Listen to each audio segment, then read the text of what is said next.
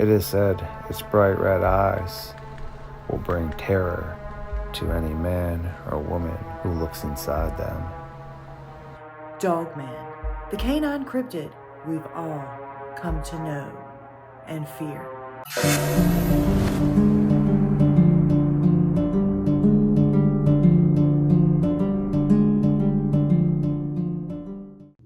Hey everyone, welcome back to another Brookestirr Watches.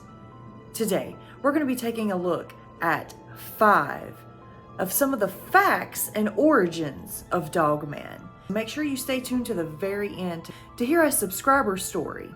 Don't forget to hit that like button, share, subscribe, and hit that notification bell. I do upload these videos very often. Also, make sure to check out all the links in the description box below. That's where I cite all of my sources. That's where I put all of my merchandise down there. By the way, new merch is up, so make sure you go check that out. Midnight Lycanthropy, new podcast with me and Kitty. There is a new episode coming out on Thursday at 12 a.m. midnight, guys. Now, without further ado, let's go ahead and take a walk into the forest.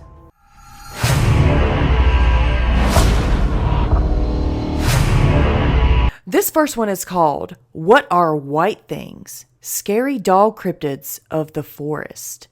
Now, we all know that Kenny says that the white dog men, and it is of legend, I forget which legend, that they say that the white dog men are actually dog women, and they have white fur and blue eyes. This is by the Insomnia Society, so you know what to do. Put your little pretty paws up on their like button as well as mine. What are white things? In the paranormal world, there's a classification of creatures called white things that stalk the woodland. They're completely white, and almost all of them have dog-like features. That's creepy. These can vary per account. Some are described as looking like lions, bears, large badgers, cows, or even humanoid, like the infamous sheep squatch of West Virginia. Things will alternate between standing on 2 and 4 legs, are blindingly fast, and will release a terrible scream. They're known to be aggressive and will attack on sight, with the victim feeling their teeth sink into them, but are shocked to find that when the attack is over, there isn't a scratch on them, and they're unharmed. Though, the same can't be said for animals of the forest, which they'll attack in a werewolf-type fashion.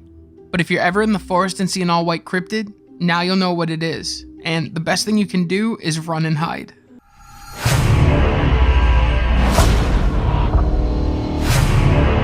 Okay guys, so this one right here is called Dogman, Cryptids Unveiled, and it's by Mind Unveiled. So you know what to do. Go give it a like, okay, as well as like this video. Of cynocephaly is dog-headed. The best example that we have all heard of is the Egyptian god Anubis, the god of mummification and the afterlife. You can find this depiction in many Egyptian artworks. It has a human body and the head of— I'm sorry to interrupt the video, but somebody actually had a question about my book. They seem kind of freaked out by it, but guys, it's just something my mom bought me a long time ago. I have been like just into Egypt all my life, and it's like literally, it's just a book on Egyptology. It's actually really cool. It's got like little games and postcards and stuff in it, but yeah, it's really, I just use it for show because I really like it. And then I do have a little statue of Anubis that I think I got from Universal Studios, like because I rode the ride.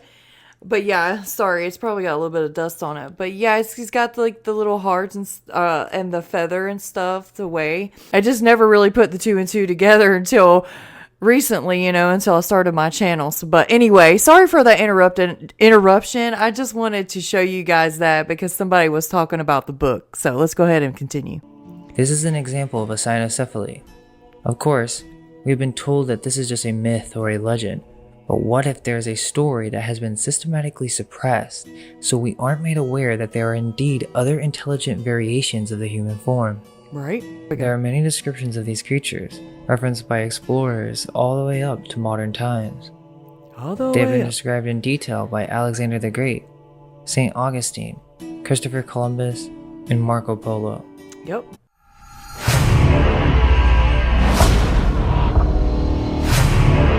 I like to think of these things as an upright walking canine species that runs around and competes with Bigfoot, and they run in packs. They have alphas. There's stories of them being big packs, 20 or 30 of them, even more. Quite large family groups. So when it comes down to it, there's a lot of people seeing these things. There's historical significance. There's a lot more here than I'm covering historically. So people are really seeing something. And I was aware that there were different types, ones that look more like an upright, just like a dog standing up. And then there's ones that look huge across the chest with narrow waist. So let's jump into it and take a look at the different types.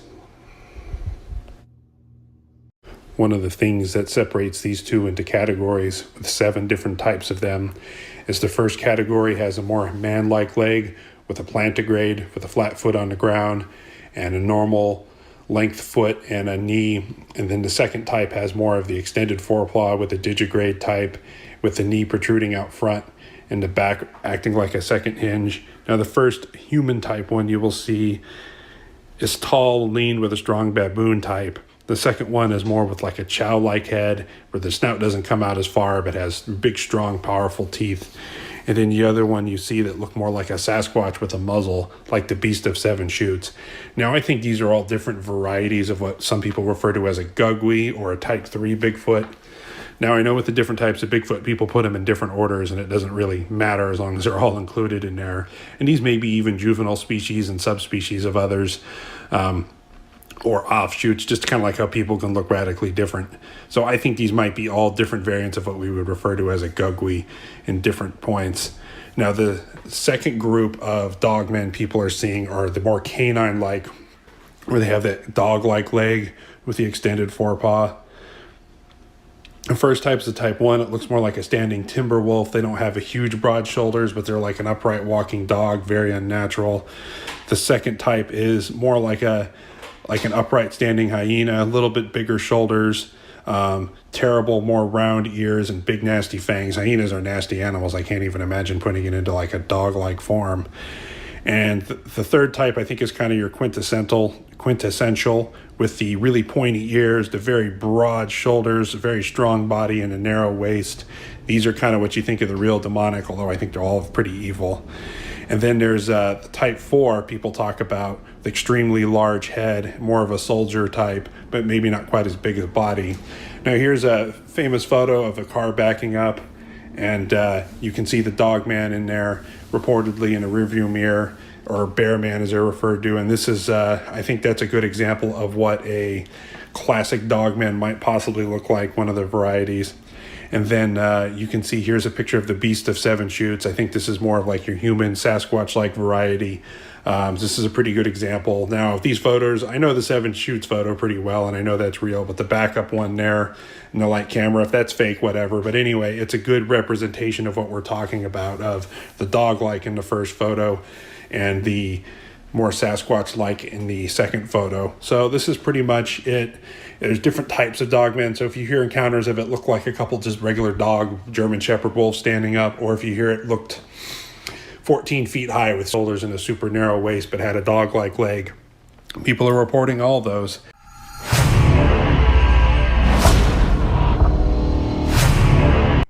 Okay, guys, so this one right here is from the man himself, Kenneth, Star Fox Media.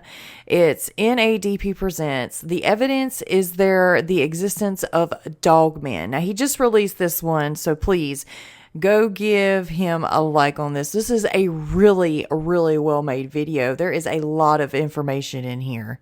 Throughout history, many prominent cultures have spoken about dogmen, or dog people, who have lurked the landscape. Some have even whispered that the Egyptian god Anubis may have been one of the original dogmen, or Definitely. at least one of the hierarchies.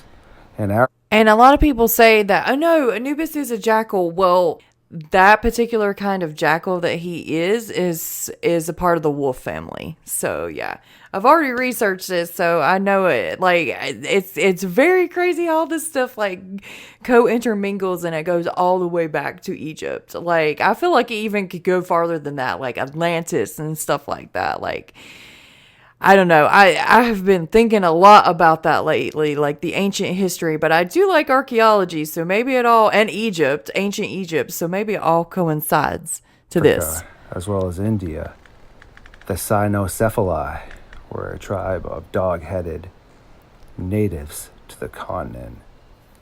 The name Cynocephalus translates in Greek to dog-headed being. From the words kuon, Kuon, which means dog, and cephalus, which means head.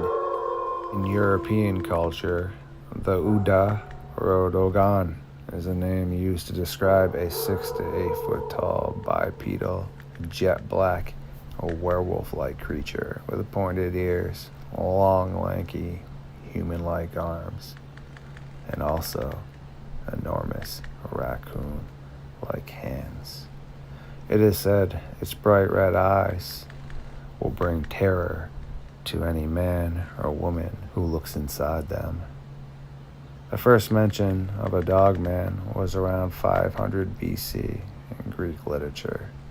This just gives more credence to the whole topic, showing that the dogman phenomenon has been going on almost since we started documenting our existence in text form. The following is an insert from ancient history referring to the dogman. On the Indian mountains, there live women and men with the heads of dogs and wolves, who dress in the clothing of the skinned wild beasts they have consumed. They speak no language, but bark like dogs, and in this manner make themselves understood to each other, as well as humans. That's just a terrifying picture. Their teeth are larger than those of dogs and wolves. Their nails are like that of animals that are much larger and rowdier than your known canine. They inhabit the mountains as far as the river to the Indos. Their complexion is swarthy. They are extremely just, like the rest of the natives with whom they associate. They understand the Indian language, but are unable to converse, only barking or making signs with their hands and fingers by the way of a reply. They are called by the Indians Kalistri, in Greek, Cynocephali. They live on raw meat and number around 120,000. Celtic Druids, the Greeks, the Romans, as well as the Egyptians, all have tons of old manuscripts depicting these dog-like people, all living beings within society. A well-recognized example of this is the St. Christopher Doghead, which is one of the more acknowledged holy manuscripts, making a reference to a dogman. Numerous prominent historical figures, such as Alexander the Great, have also had their own encounters. Alexander, who has been widely credited for pivotal events involving the expansion of Rome, spoke of going to war and battling these dogmen creatures. On his voyage across the United States of America, Christopher Columbus told of his own stories of seeing and encountering dogmen. When asking the indigenous peoples he met amongst his voyage about these creatures, they proceeded to tell him that these dog people are ancient beings that were here long before mankind ever existed, and that these beings should be feared. Indigenous people also speak of beings they call skinwalkers, but from my gatherings, these are separate entities.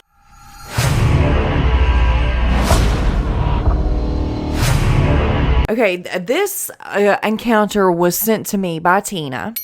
Okay. And this is actually her second encounter, but it's her dogman encounter. So I wanted to share it with you.